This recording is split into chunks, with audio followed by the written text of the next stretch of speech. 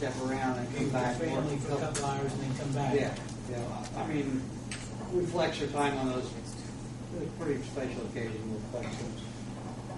I guess the only one I can think of is dispatch. Maybe do you guys flex dispatch around, or are they pretty much there for their 10 hours? They're there for their 10 hours. So I guess dispatch, and I'm not sure about water plane operators. They would 12-hour shift. They would be there for their 12-hour shift as well. And how do they do that? What are plans? They get 8-hour holiday pay and their shift pay at straight time, and then you look at the 40-hour rule. Your holiday pay applies towards hours worked. And how they do is if they want to attend Christmas Eve with their family or Christmas Day for a couple, 3 hours. They have a shift that they have to work, period. But they're excluded from the holiday automatic overtime. The water plant operators and the police fire. Dispatch would be considered a normal laborer like the street or the sewer department that we're talking about. I would assume he was okay with it, otherwise he would have called again, I would assume. Bill and Bill, Bill, I'm willing to do what the council desires. Yes. Well, as long as, I mean, this is my opinion, but as long as you guys have been doing it this same way for several years now, and it becomes a habitual thing that happens whenever Christmas lands on that weekend, I mean, I don't see any problem with keeping it the same way it is. I understand it's Christmas and there's probably going to be some upset people, but I mean, as long as if this wasn't a new thing, something that just came up and we wanted to do, it'd be a different story. But this has been something that you've had in the books for a while now, so I can't. How long have you been doing it this way? The new policy went in '96. Yeah, it's been a long time. So it's been quite a while. Mhm. So how many times it would have landed? 16 What, years. twice or once on the weekend, or twice on the weekends, right? Second Christmas? This is the second. This is the second one. And they'll do it, and it will land again next year. One Right. of those. But you have the same situation that happens during the week. Christmas holiday or Thanksgiving. People still know. Yeah. And I'm sure that the fire department, the police department, they all go home for a little while, or maybe even the family comes to the fire department on those occasions. We give them the opportunity. If it's someone that lives, say, in another county, then we have them work that out, and they may just not come in when they're supposed to spend time with their family. But again, we make them use their comp time so that we're not ghost employment or whatever. But they adjust their time accordingly for that. Well, it sounds like all of our superintendents are working with our employees on that situation. The occasional time that it does take place, and we've had this personnel policy out there now. This is ready for our third reading, and we first hear about this. Devin, there hasn't been a change on this particular policy, has there? I mean, this year, what we proposed. For the holiday section, the only thing that we had talked about as a personnel committee in the last meeting was the holiday time not counting towards the hours worked.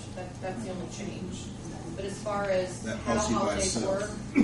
No, And it was hasn't this way. changed. So there's What brought it up then?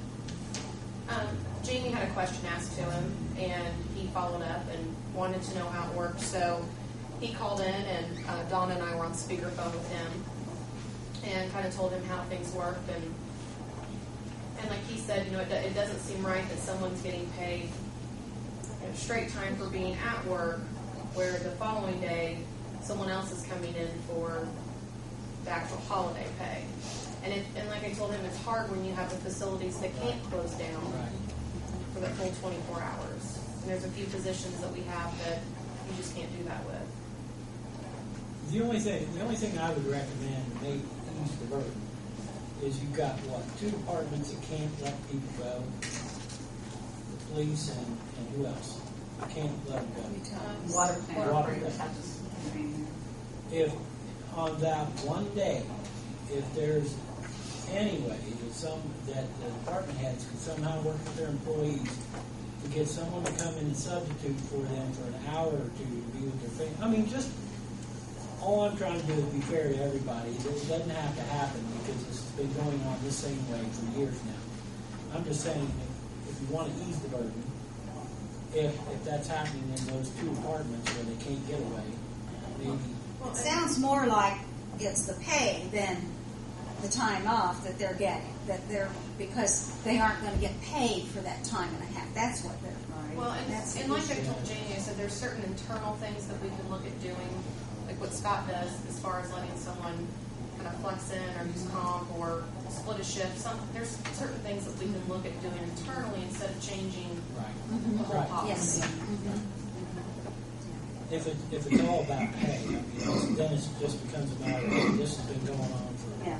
That's what it sounds like. Yeah, it's the actual holiday versus Holiday holiday pay. and overtime for that. To what Helen had to say, I think it would have been nice if we could have been informed of it a little bit, because usually it goes upon, the council goes upon our recommendations. Our board is where they don't have to, but at least it's something to look at.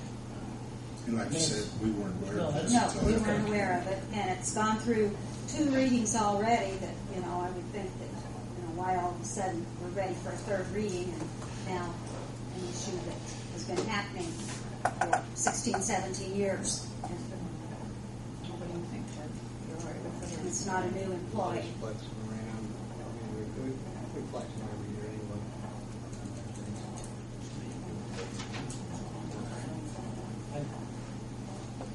I'd say we just keep it the same as it is right now. If we have to make a vote on that, or probably not, if it's nothing's changed. No, nothing's changed. It's moved to pass on 3rd reading. Do you want me to explain the last things that the personnel committee spoke about, or does everyone feel comfortable with Yeah, the the rest of the council hasn't heard it. What Bill, you and Helen and I met, I think they're takes just a minute to do it. Okay. I think that we, Didn't you go over that at 2nd reading at the last council meeting? I thought you went over the. Okay, go ahead. We've got it here. Go ahead. We can do it quickly. Basically, the first one would be section 2.13 under probationary period. The mayor requested that we no longer make the exception and that for police and fire it be 1 year. That's the first one. The second one is overtime, section 3.16. The personnel committee decided to rewrite this after the staff had gotten together. The overtime section gets to be a little confusing, especially for the employees. As far as holiday, right now holiday and vacation time count towards our actual hours worked. To help with cost savings, we would like to see that read that only hours worked will go towards their 40-hour, 35-hour, whatever it would be. The fire department went to this a couple years ago, so it's not new to the city at all, but just this would make it uniform throughout all our departments.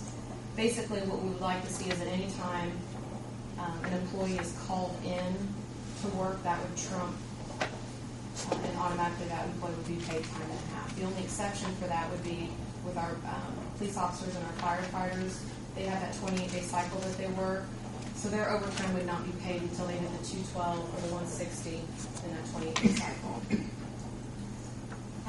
Emergency closing, the personnel committee decided that if the emergency closing does occur, the employee will be paid for the time that they have physically worked.